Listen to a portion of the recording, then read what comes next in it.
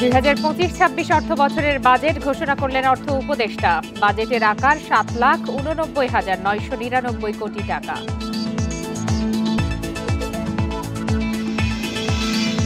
বাজেটে বাড়ছে দেশি মোবাইল, এলপিজি সিলিন্ডার, সিগারেট ও শিশু খাদ্যের দাম। কমছে ইন্টারনেট, ওষুধ ও কম্পিউটারের দাম।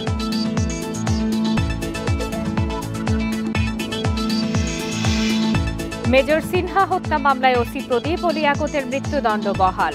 6 আসামির যাবজ্জীবন। হাইকোর্টে আপিল খারিজ।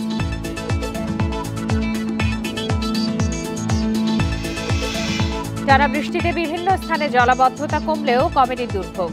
ভাঙন আতঙ্কে তিস্তা পাড়ের মানুষ।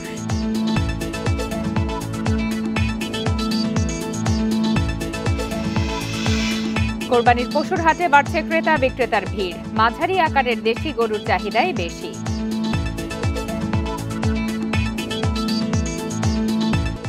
আমন্ত্রণ সমগ্র বাংলাদেশে। আপনাদের সাথে আছি আমি ফারহানা লোপা। এতক্ষণ শিরোনাম জানাচ্ছিলাম, এবার বিস্তারিত। 2025-26 অর্থ বছরের বাজেট ঘোষণা করেছেন অর্থ উপদেষ্টা ডক্টর সালেহ উদ্দিন আহমেদ। এবারের বাজেটের আকার 7,000 কোটি টাকা কমিয়ে ধরা হয়েছে 7,90,000 কোটি টাকা। এতে রাজস্ব আয়ের লক্ষ্য ধরা হয়েছে 5,64,000 কোটি টাকা। এছাড়া মূল্যস্ফীতির লক্ষ্যমাত্রা ধরা হয়েছে 6.5%। সোমবার দুপুরে বিটিভিতে সরাসরি সম্প্রচারের মাধ্যমে এসব তথ্য জানান তিনি। এছাড়া বাজেটে জিডিপির প্রবৃদ্ধির লক্ষ্যমাত্রা 5.25% নির্ধারণ করা হয়েছে। অর্থ উপদেষ্টা জানান, বিদ্যুতের দাম আপাতত বাড়ানো হবে না। এদিকে পুঁজিবাজারে তালিকাভুক্ত কোম্পানির কর হারও কমিয়ে 20 ভাগ করা হয়। এবারের বাজেটে জাতীয় পেনশন কর্তৃপক্ষের আয় করমুক্ত রাখা হয়েছে। এছাড়া নতুন করদাতাদের ন্যূনতম কর 1,000 টাকা নির্ধারণ করা হয়।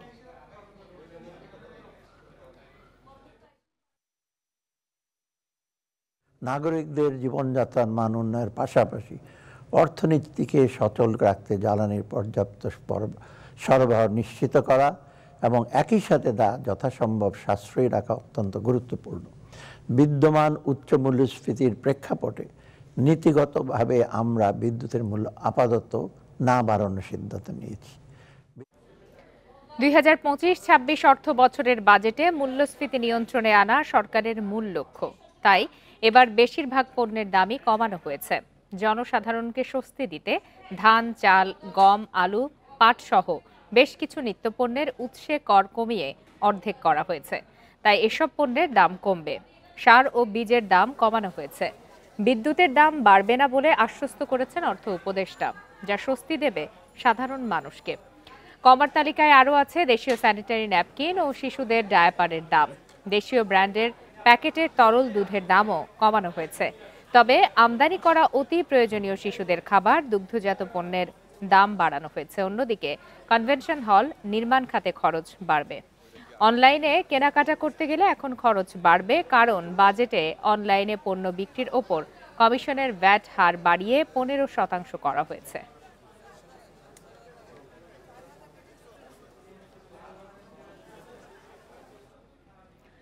বহুল আলোচিত অবসরপ্রাপ্ত মেজর সিনহা হত্যায় ওসি প্রদীপ ও পরিদর্শক লিয়াকতের মৃত্যুদণ্ড বহাল রেখেছে হাইকোর্ট। বিচারিক আদালতের দেয়া 6 আসামির যাবজ্জীবনও বহাল রাখা হয়েছে। রায়ে সন্তোষ জানিয়েছে সিনহার পরিবার ও রাষ্ট্রপক্ষ। তবে পুলিশ ও র্যাবের তৎকালীন শীর্ষ কর্মকর্তাদের চাপে কক্সবাজারের এসপি মাসুদ সহ কয়েকজন ধরা ছোঁয়ার বাইরে, এমন অভিযোগ বাদীর।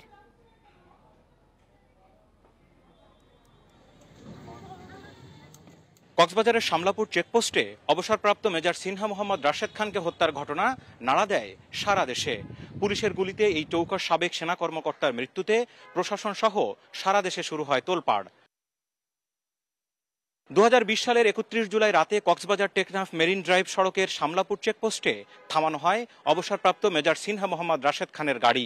দুহাত উঁচু করে গাড়ি থেকে নামলেও নিরস্ত্র সিনহাকে পরিকল্পিতভাবে গুলি করে হত্যা করে পুলিশের সদস্যরা। হত্যার ঘটনা ধামাচাপা দিতে তোলা হয় মাদক বহনের অভিযোগ। তবে তদন্ত বিচার শেষে টেকনাফের তৎকালীন ওসি প্রদীপ ও পরিদর্শক লিয়াকতের মৃত্যুদণ্ড এবং আরও 6 আসামির যাবজ্জীবন সাজা দেয় কক্সবাজার আদালত। মামলায় ডেথ রেফারেন্স ও আপিলের শুনানি শেষে সোমবার বিচারিক আদালতের রায় অপরিবর্তিত রাখে বিচারপতি মোহাম্মদ মুস্তাফিজুর রহমান ও বিচারপতি মোহাম্মদ সগীর হোসেনের হাইকোর্ট বেঞ্চ। অ্যালিবাই যদি ধরে নেওয়া হয় তাহলে তারা right of private defence exercise করেছেন। Right of private defence exercise করতে যে তাকে ডক্ট্রিন অফ প্রপোর্শনালিটি অ্যাপ্লাই করতে হবে। ডক্ট্রিন অফ প্রপোর্শনালিটি উদাহরণ দিতে যে বলেছি, কেউ যদি আমাকে লাঠি দিয়ে আঘাত করতে আসে, আমি তাকে ছুরি দিয়ে কাউন্টার করতে পারবো না। বিচারের পরবর্তী ধাপগুলো দ্রুত শেষ করে রায় কার্যকর চান মামলার বাদী ও নিহত সিনহার বড় বোন। কক্সবাজারের তৎকালীন এসপি এবিএম মাসুদ হোসেন ধরাছোঁয়ার বাইরে থাকায় আক্ষেপ জানান তিনি।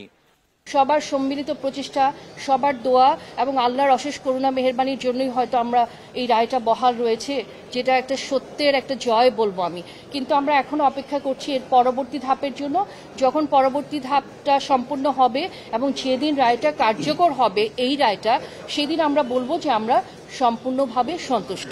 আইনি প্রক্রিয়া দ্রুত নিষ্পত্তি করতে আপিল বিভাগেও মামলাটি দ্রুত শুনানির উদ্যোগ নেবে রাষ্ট্রপক্ষ, জানিয়েছেন attorney general. Zahidul Bashar, independent news, Dhaka. এবার কোরবানির পশুর হাটের খবর।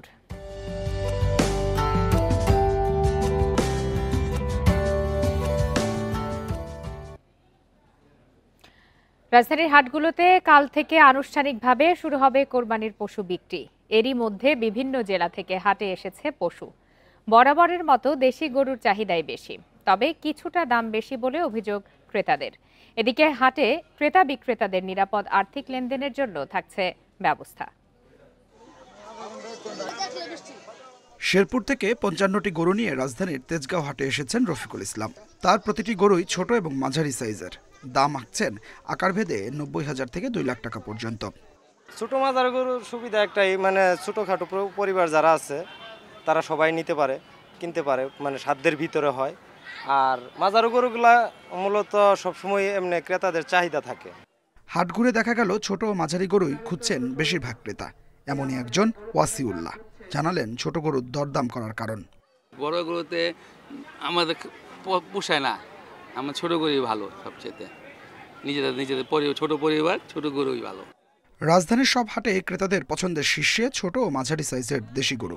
ভারত থেকে গরু আসা বন্ধ থাকায় খুশি ব্যবসায়ীরা। আমাদের স্বাদ আছে, সাধ্য নাই। কারণ বড় গরু কিনতে গেলে তো ভাই ২ লাখ, ২.৫ লাখ, ৩ লাখ টাকা লাগে। কারণ আমরা দুইজনে তিনজনে মিলা দিই গরু। দেখা যায় ১,২০,০০০ হলে ৪০,০০০ করে ১,২০,০০০ টাকা করে। আমরা মিডিয়াম সাইজের গরুর জন্য এই জন্যই আমাদের এদিকে নজরটা বেশি। ছোট গরু মানে আকর্ষণ বেশি, মানে ১ লাখ কুরবানি যে দিব তাদের জন্য ছোট গরু হলে তাদের জন্য ভালো হবে। এই জন্য আমরা ছোট ছোট গরু করে নিয়ে এসেছি। মধ্যবিত্ত ফ্যামিলির লোকরা যারা আছি আমরা অনেক বড় গরু কিনলে আমাদের পক্ষে সম্ভব না।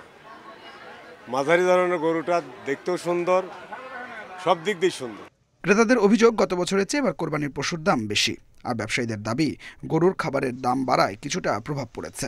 ১.৫ লাখ টাকা গরুর দাম ১২০, ১০০, ১৩০, কিন্তু চালান উঠতেছে না। এই জন্য ব্যবহারে গরু ছাড়তেছে না। আমাদের গরুগুলা মনে করেন এগুলা সব দেশি গরু, আমরা খাদ্য ভুসি সম্পূর্ণ দাম বেশি, এই জন্য গৃহসারা গরুর দাম ছাড়তেছে না। আমরা কিছুটা বাড়তিতে গরুগুলো শেরপুর থেকে কিনে আসছি। এদিকে ক্রেতা বিক্রেতাদের নিরাপত্তায় হাটে মোতায়েন থাকবে আইনশৃঙ্খলা বাহিনীর সদস্যরা। ওয়াচ টাওয়ারের মাধ্যমেও চলবে নজরদারি। সার্বক্ষণিক সিসিটিভি কাজ করছে, সিসিটিভি নিয়ন্ত্রণে আমাদের হাটটাই।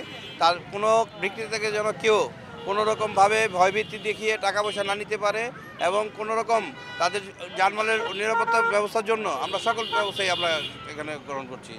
এবছর কোরবানির জন্য ১,২৪,০০,০০০ পশু লালন পালন করা হয়েছে, জানিয়েছে প্রাণী সম্পদ অধিদপ্তর।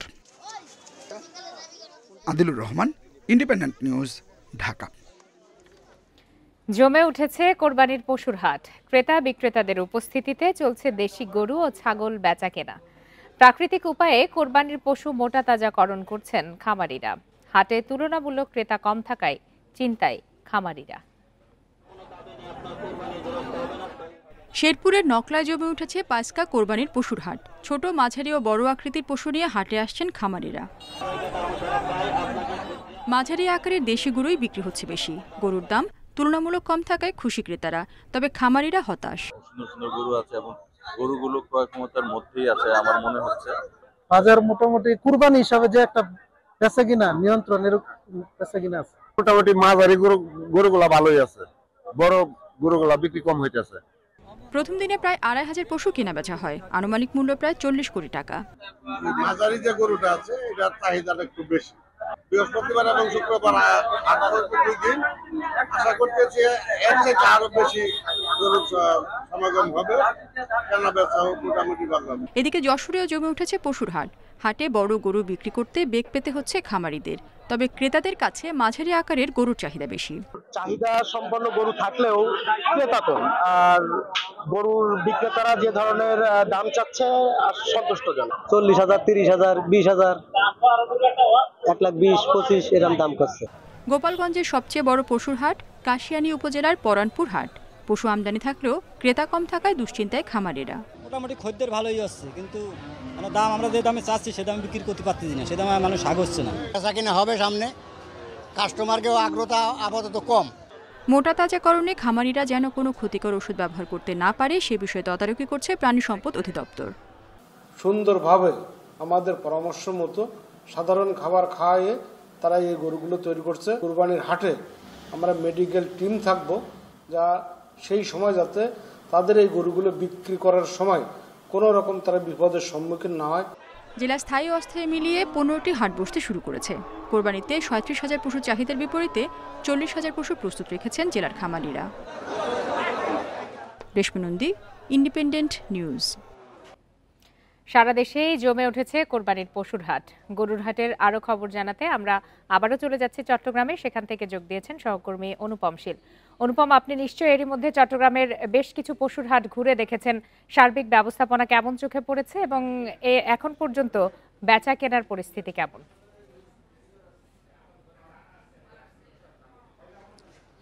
আমরা এখন আছি চট্টগ্রামের বহদ্দার হাটে নুরনগর হাউজিং যে মাঠ, সেই মাঠে অস্থায়ী যে গরুর বাজার সেখানে। এবং ইতিমধ্যে কিন্তু আমরা যদি একটু দেখাতে চাই যে গরুর হাটগুলোতে দেশের বিভিন্ন প্রান্ত থেকে ইতিমধ্যে কিন্তু বিভিন্ন আকারের গরু এখানে এসে পৌঁছেছে, ব্যাপারীরা নিয়ে এসেছে। এবছর আমরা যেটি দেখছি যে প্রায় সব গরুই দেশি গরু, অর্থাৎ দেশীয় ভাবে পালন করা বিভিন্ন খামার থেকে এই সমস্ত গরু নিয়ে আসা হয়েছে।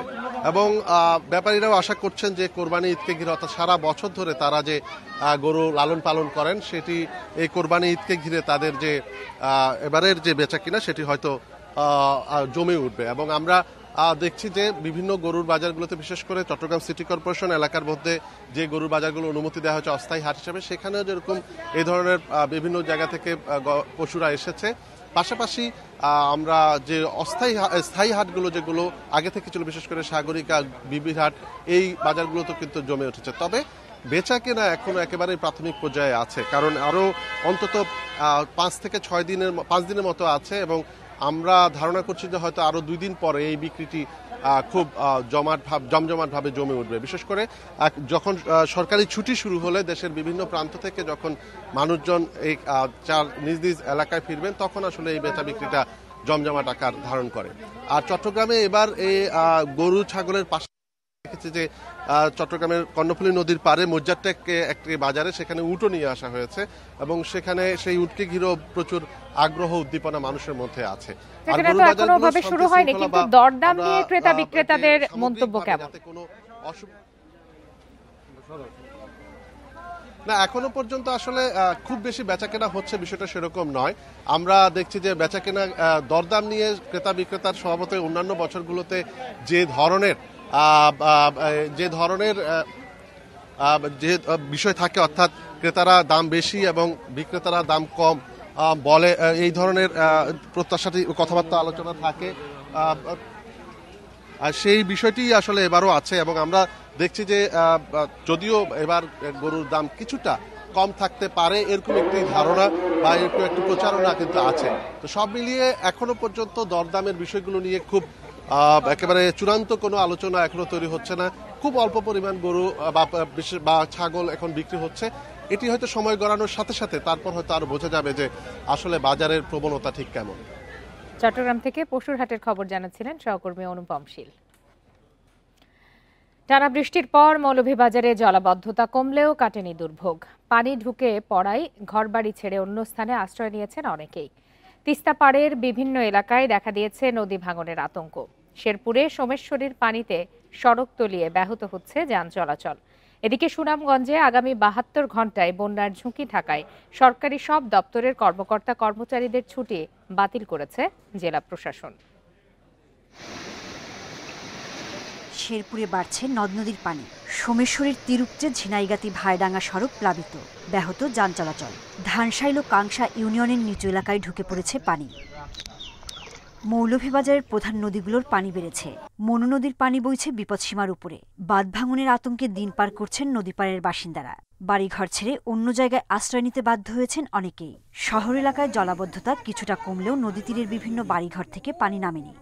যেদিকে যাই সেদিকেই পানি। আমরা তো মানে নিরাপদ যে আশ্রয় লই আশ্রয়টা পর্যন্ত নাই, কোনো জায়গায় তো পাওয়া নাই। এখনকার অবস্থা খুবই করুণ।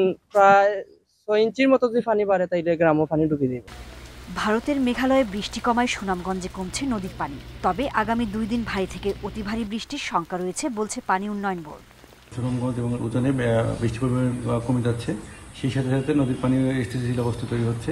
তো আগামী 24 ঘন্টা বা 48 ঘন্টা যদি বৃষ্টিপাত না হয় বা মাঝারি ধরনের বৃষ্টিপাত, সেক্ষেত্রে নদীর পানি স্থিতিশীল থাকতে পারে। টানা বৃষ্টি ও উজানের ঢলে কুড়িগ্রামের তিস্তা সহ কয়েকটি নদীর পানি বাড়ছে। তলিয়ে গেছে নিচু এলাকার ফসলি জমি। যখন পানি দেওয়ার দরকার তখন তো দিল না। এখন মনে করো শত শত বাদাম ভাসি যাওয়া লাগছে, কৃষক পাওয়া যায় না। 500 টাকার কৃষক এখন 1000 টাকাও পাওয়া যাচ্ছে না। আর বাদাম ভাসি গেছে তিস্তা নদীত, অর্ধেক ভাসি গেছে, আর অর্ধেক কামলা খরচ করিয়া, ডাবল কামলা খরচ করিয়া বাদাম আনলাম। ভাঙনের ঝুঁকিতে রয়েছে তিস্তা তীরের বাঁধ ও বসতি এলাকা। দুধকুমার, ব্রহ্মপুত্র, ধওলা তীরের 8টি জায়গায় দেখা দিয়েছে নদী ভাঙন। সোহেলি জাহান, ইন্ডিপেন্ডেন্ট নিউজ। টানা ভারী বর্ষণে খাগড়াছড়ির নিম্নাঞ্চল প্লাবিত হয়েছে। দীঘিনালার মাইনি নদীর পানি বেড়ে মেরুংয়ের সোবাহানপুর, চিটাগাঙ্গা পাড়া সহ নিচু এলাকা তলিয়ে গেছে। অনেক এলাকায় সড়ক ডুবে যাওয়ায় রাঙামাটির লংগদুর সাথে সারা দেশের সড়ক যোগাযোগ বন্ধ রয়েছে। ছোট মেরুং বাজার সরকারি প্রাথমিক বিদ্যালয়ে আশ্রয় নিয়েছে 37 পরিবার। এদিকে জেলা সদরের শালবন, কুমিল্লা টিলা, সবুজবাগ, মোহাম্মদপুর এলাকাকে অতি ঝুঁকিপূর্ণ হিসাবে চিহ্নিত করেছে প্রশাসন। এসব এলাকায় পাহাড় ধসের ঝুঁকিতে প্রায় ৩,৫০০ পরিবার। ঝুঁকিপূর্ণ এলাকার বাসিন্দাদের মাইকিং করে সরে যাওয়ার পরামর্শ দিয়েছে জেলা প্রশাসন। এদিকে গত 24 ঘন্টায় ভারতের মেঘালয়ে বৃষ্টি কম হওয়ায় সুনামগঞ্জের বিভিন্ন নদীর পানি কিছুটা কমেছে, তবে কুশিয়ারা নদীর পানি জগন্নাথপুর পয়েন্টে বাড়ছে। ঘন্টা 3 ধরে পানি উঠছে, আমরা এইবার থেকে ওই পারে যাইতে পারতেছি না। হেডকোয়ার্টারে আছে গাড়ি, এইবারে আমরা আটকে রয়েছে। কয়েকদিন ধরে অনেক বৃষ্টি হচ্ছে, রাস্তাঘাট ডুবে গেছে, নৌকা নাই, আমরা এখন বাড়িতে যেতে পারতেছি না। পানি বাড়ার কারণে এখন ওই পারে যেতে পারতেছি না। কাঁচা ও ওয়েট ব্লু চামড়া রপ্তানির আদেশ প্রত্যাহারের দাবিতে মানববন্ধন এবং সংবাদ সম্মেলন করেছে ট্যানারি মালিক, শ্রমিক ও বিভিন্ন শ্রমিক সংগঠনের নেতাকর্মীরা। সকালে সাভারের হেমায়েতপুরে চামড়া শিল্প নগরীতে এসব কর্মসূচির আয়োজন করে তারা। এ সময় মালিক ও শ্রমিক সংগঠনের নেতারা বলেন, সম্প্রতি বাণিজ্য মন্ত্রণালয় কাঁচা চামড়া রপ্তানির নিষেধাজ্ঞা তুলে নেয়। সরকারের এমন সিদ্ধান্তে হুমকির মুখে পড়বে দেশের ট্যানারি শিল্প। এতে বেকার হয়ে পড়বে হাজারো শ্রমিক। এ সময় তারা ট্যানারি শিল্প রক্ষায় কাঁচা ও ওয়েট ব্লু চামড়া রপ্তানির আদেশ প্রত্যাহারের দাবি জানান। কাঁচা চামড়া হঠাৎ করে কিভাবে সিদ্ধান্ত নেওয়া হয়েছে এই ব্যাপারে আমাদের সাথে বিস্তারিত আলোচনা হয় নাই। এটা আসলে সম্ভব না। এটা যদি করা হয় আমাদের দেশের শিল্প এমনি আমাদের অবস্থা খুবই খারাপ, তারপরে আমাদের শিল্পের যে অবস্থা আছে এই অবস্থা থেকে আমাদের খারাপের দিকে চলে যাবে। গাজীপুরের শ্রীপুরে বাস চালক ও শ্রমিকদের উপর হামলা, চাঁদাবাজি ও মারধরের প্রতিবাদে ঢাকা ময়মনসিংহ মহাসড়ক অবরোধ করেন পরিবহন শ্রমিকরা।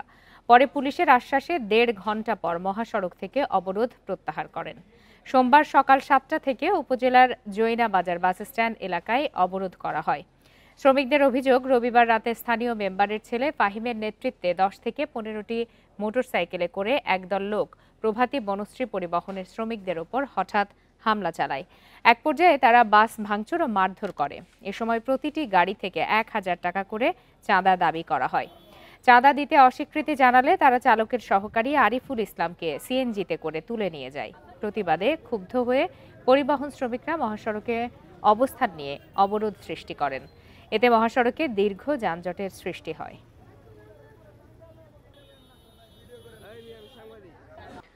নারায়ণগঞ্জের সাবেক সিটি মেয়র ডাক্তার সেলিনা হায়াত আইভির জামিন আবেদন নামঞ্জুর করেছে আদালত। দুপুরে সিদ্ধিরগঞ্জ থানার 2টি হত্যা ও 1টি হত্যা চেষ্টা মামলার শুনানি শেষে নারায়ণগঞ্জ জেলা ও দায়রা জজ আদালতের বিচারক শামীম আজাদের আদালত এই আদেশ দেয়।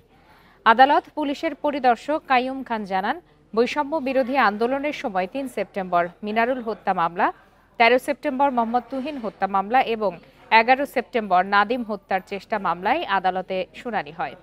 আদালত দুই পক্ষের শুনানি শেষে 3টি মামলায় আইভির জামিন আবেদন নামঞ্জুর করে আদেশ দেন। গত 9 মে আইভিকে শহরের পশ্চিম দেওভোগের তার নিজ বাড়ি থেকে গ্রেপ্তার করে পুলিশ।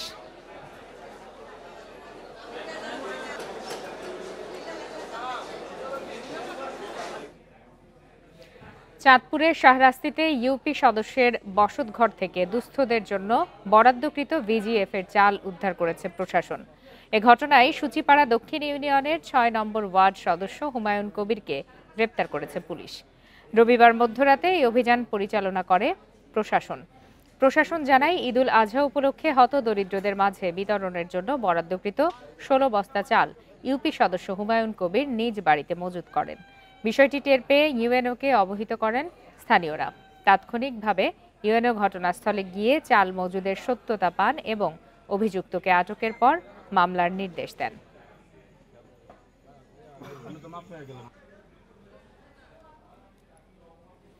কিশোরগঞ্জের কুলিয়ারচরে আইএফআইসি ব্যাংকের উপশাখার ভেতর অজ্ঞান অবস্থায় উদ্ধার হওয়া ম্যানেজার সহ 6 জন এখন শঙ্কামুক্ত।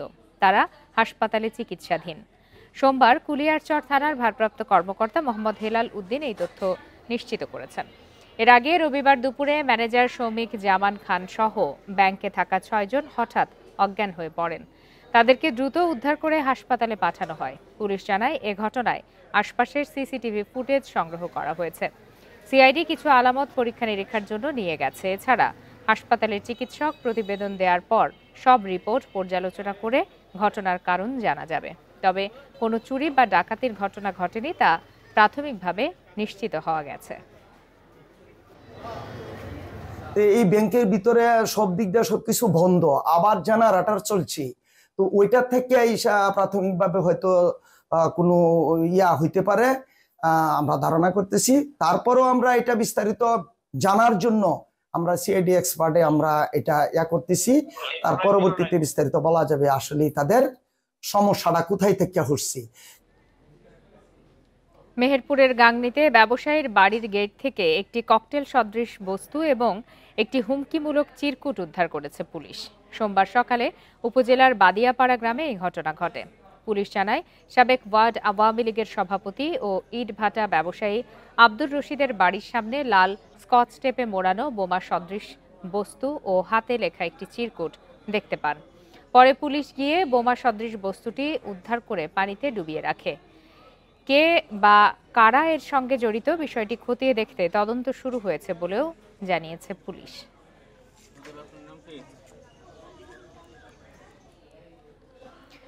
কিশোরগঞ্জে নির্মাণাধীন ভবনের বেসমেন্টের গর্তে বৃষ্টির জমে থাকা পানিতে ডুবে 2 শিশুর মৃত্যু হয়েছে। রবিবার সন্ধ্যায় সদর উপজেলার উত্তর মোল্লাপাড়া এলাকায় এই দুর্ঘটনা ঘটে। নিহত 2 শিশু সম্পর্কে মামাতো ফুফাতো ভাই।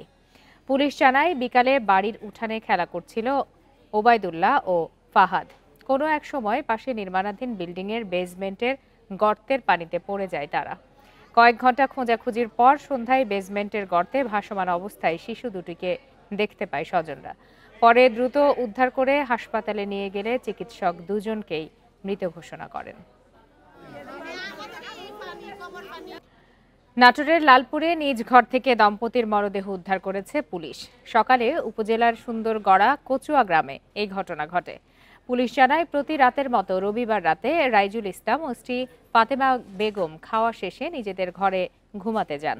সকালে তাদের ছেলে সম্রাট ঘুম থেকে জেগে মা বাবার ঘরে গিয়ে বিছানায় মায়ের মরদেহ পড়ে থাকতে দেখে এবং পাশের ঘরে বাবাকে ঝুলতে দেখেন। পরে খবর পেয়ে পুলিশ ঘটনাস্থলে পৌঁছে মরদেহ উদ্ধার করে ময়না তদন্তের জন্য মর্গে পাঠায়। মৃত্যুর সঠিক কারণ তদন্ত শুরু করেছে পুলিশ।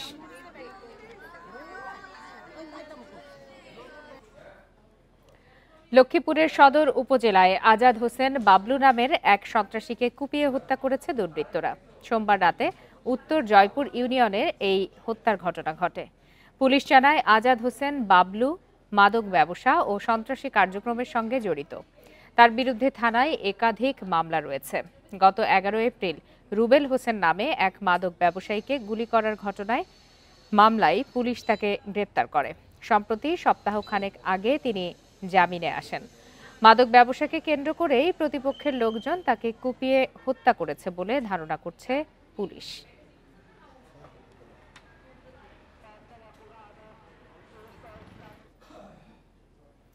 বগুড়ায় মাদক বিরোধী বিশেষ অভিযান চালিয়ে গুলি, বিপুল পরিমাণ মাদক, দেশীয় অস্ত্র ও নগদ টাকা উদ্ধার করেছে সেনাবাহিনী। এ সময় এক নারী সহ 4 মাদক কারবারিকে আটক করা হয়। রবিবার মধ্যরাত থেকে সকাল 9টা পর্যন্ত টানা 7 ঘণ্টা শহরের রেলওয়ে কলোনি এলাকায় এই অভিযান চলে। ক্যাপ্টেন জানে আলম সাদিফ ও লেফটেন্যান্ট আল ফাহাদের নেতৃত্বে সেনাবাহিনীর 50 সদস্য অভিযানে অংশ নেন। তারা কলোনি এলাকার অন্তত 50টি বাড়ি ঘিরে তল্লাশি চালান। এ সময় একটি তাজা বুলেট, 1000 বোতল চোলাই মদ, 2 কেজি গাঁজা, 25টি দেশীয় অস্ত্র এবং মাদক লেনদেনের 10 লাখ টাকা উদ্ধার করা হয়। আটককৃতদের সদর থানায় হস্তান্তর করা হয়েছে। এর আগে শুক্রবার চক সূত্রাপুর কলোনিতে অভিযান চালিয়ে মাদক, অস্ত্রসহ 4 জনকে গ্রেপ্তার করে সেনাবাহিনী।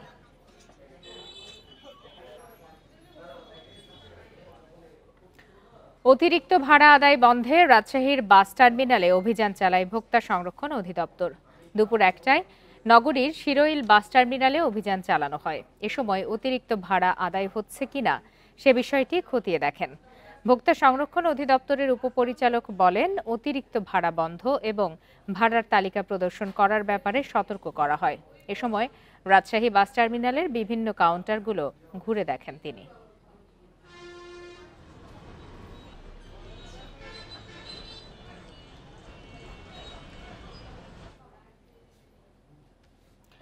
দিনাজপুর অঞ্চলের টেকসই কৃষি উন্নয়ন প্রকল্পের আওতায় আঞ্চলিক কর্মশালা অনুষ্ঠিত হয়েছে।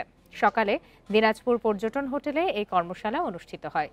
কর্মশালায় সুগন্ধি ধানের উৎপাদন বৃদ্ধি, সবজির চাষের বহুমাত্রিকীকরণ, বছরব্যাপী উৎপাদন, কীটনাশকের পরিবর্তে জৈব বালাইনাশক ব্যবহার বাড়ানো সহ টেকসই কৃষির উন্নয়নে করণীয় সম্পর্কে ধারণা উপস্থাপন করা হয়।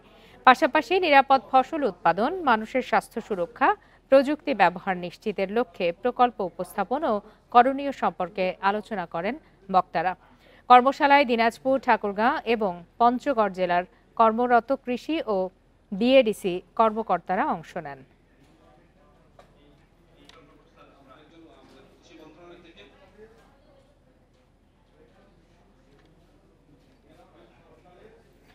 বৃষ্টিপাত বাড়ার সঙ্গে সঙ্গেই ভাঙনের কবলে পড়েছে সাতক্ষীরা, জামালপুর ও হবিগঞ্জের নদী পাড়ের মানুষ। ঝুঁকিপূর্ণ অবস্থায় রয়েছে অনেক বেড়ি বাঁধ। এরই মধ্যে ভাঙনে বিলীন হয়েছে অনেকের বসতবাড়ি ও ফসলি জমি। এবার বর্ষার আগেই দেখা যাচ্ছে টানা বৃষ্টি, বাড়ছে নদ নদীর পানি। এর মধ্যেই উপকূলীয় জেলার সাতক্ষীরায় দেখা দিয়েছে নদী ভাঙন। ঝুঁকিপূর্ণ অবস্থায় কমপক্ষে 21টি পয়েন্টের বেড়িবাঁধ। সম্প্রতি খোলপেটুয়া নদীর বিছট পয়েন্ট এবং কপোতাক্ষ নদের দরগাপুর পয়েন্টে বেড়িবাঁধে আকস্মিক ভাঙনে ক্ষতিগ্রস্ত নদী পাড়ের মানুষ। আমাদের এখানে যদি অবদার কাজ না হয়, ইমিডিয়েটলি কোনো বড় ধরনের কোনো ঝড় আসলে আমাদের আবার এলাকা প্লাবিত হবে। যে কয়বার ঝড় আইছে সে কয়বার এলাকা প্লাবিত হয়েছে, কিন্তু এর যেখান থেকে একবার ভেঙে যায় পুরোটা ইউনিয়ন তলে যায়। তবে বেড়িবাঁধে ভাঙনের বিষয়ে দ্রুত ব্যবস্থা নেওয়ার আশ্বাস দিয়েছে পানি উন্নয়ন বোর্ড। সম্প্রতি বিছট আনোলিয়াতে দুর্ঘটনা ঘটার পরে সরকার আমাদের সাতক্ষীরার জন্যই শুধুমাত্র 17 কোটি টাকা বরাদ্দ দিয়েছে। সেই বরাদ্দ অনুসারে আমরা দরপত্র আহ্বান করে এখন আমরা কাজ চলমান রয়েছে। এছাড়া সরকার আমাদের 20,000 জিও ব্যাগ দিয়েছে, সাপ্লাইয়ের জিও ব্যাগ, যে কোনো জায়গায় প্রয়োজন অনুসারে আমাদের ব্যবহার করার জন্য। জামালপুরের দশানী নদীর ভাঙনে বিলীন হয়েছে শতাধিক বসতবাড়ি ও ফসলি জমি। এছাড়া হুমকির মুখে একটি মাদ্রাসা, সেতু ও শতাধিক বাড়িঘর। 1 বিঘা মাটি কুশের ছিল, 33% সব নদীত গেছে গা। এখানে আরেকটা বাড়ি ছিল, সব নদীত গেছে গা। রাস্তা ধারে ঘর তুলিয়ে ওই ছাওড়ার মধ্যে ওই বেড়া বেড়ি নিয়ে পুনাইছে নিয়ে ওই 127 মিটার ইতিমধ্যে সমাপ্ত হয়েছে। বক্সিগঞ্জে 200 মিটার অস্থায়ী জরুরি প্রতিরক্ষা আপৎকালীন কাজ চলমান রয়েছে। হবিগঞ্জের খোয়াই নদীর বেড়িবাঁধে দেখা দিয়েছে ধস। ভাঙন আতঙ্কে ৩ ইউনিয়নের প্রায় ১৫টি গ্রাম। সোহেলি জাহান, ইন্ডিপেন্ডেন্ট নিউজ। পবিত্র ঈদুল আজহা উপলক্ষে লালমনিরহাটের পাটগ্রাম উপজেলার বুড়িমারি স্থলবন্দর সাপ্তাহিক ছুটি সহ টানা 10 দিন আমদানি রপ্তানি বন্ধ রাখবে। বন্দর কর্তৃপক্ষ জানায়, এ সময় আমদানি রপ্তানি বন্ধ থাকলেও পাসপোর্টধারীরা পারাপার ও বন্দরের অন্যান্য সরকারি কার্যক্রম স্বাভাবিকভাবে চলবে।